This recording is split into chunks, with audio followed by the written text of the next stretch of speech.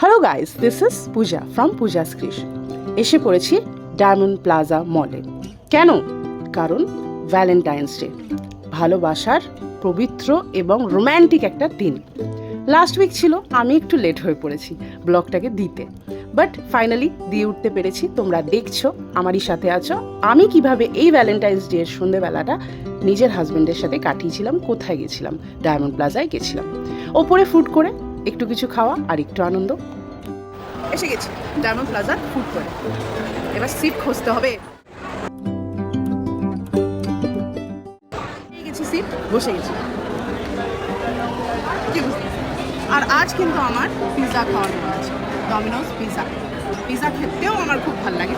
আর আমারই মতন কার কার তোমাদের পিৎজা খেতে ভালো লাগে কমেন্টে প্লিজ।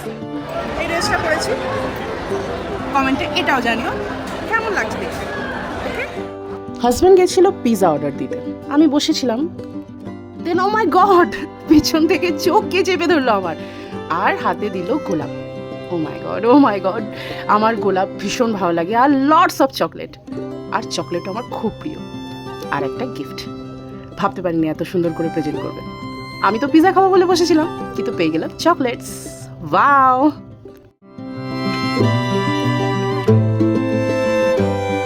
আমরা এই মেনু থেকে চিকেন ফিয়াস্তা নিয়েছিলাম উইথ চিজ বাস্ট। আর এই হলো আমাদের পিৎজা, এসে গেছে। Yummy smell, wow! আর অপেক্ষা চলছে না, খেতে খুব ইচ্ছা করছে। চলো খাওয়া যাক।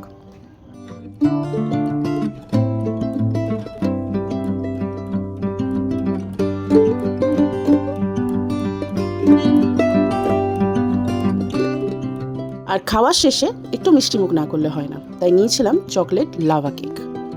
ফুল অফ চকলেট, বাটারি, একদম স্মুথ আকার, টেস্টি, বেশ টেস্টি। আমার কিন্তু খুব ভালো লেগেছে। যাই হোক, আমার ভ্যালেন্টাইন্স ডে তো এইভাবেই কেটেছিল। অসাধারণ একটা সন্ধেবেলা গিফট পেয়েছিলাম। তোমাদের ভ্যালেন্টাইন্স ডে কেমন কেটেছিল নিশ্চয়ই কমেন্টে জানিও। আর লাইক, সাবস্ক্রাইব করতে ভুলো না কিন্তু। Bye bye.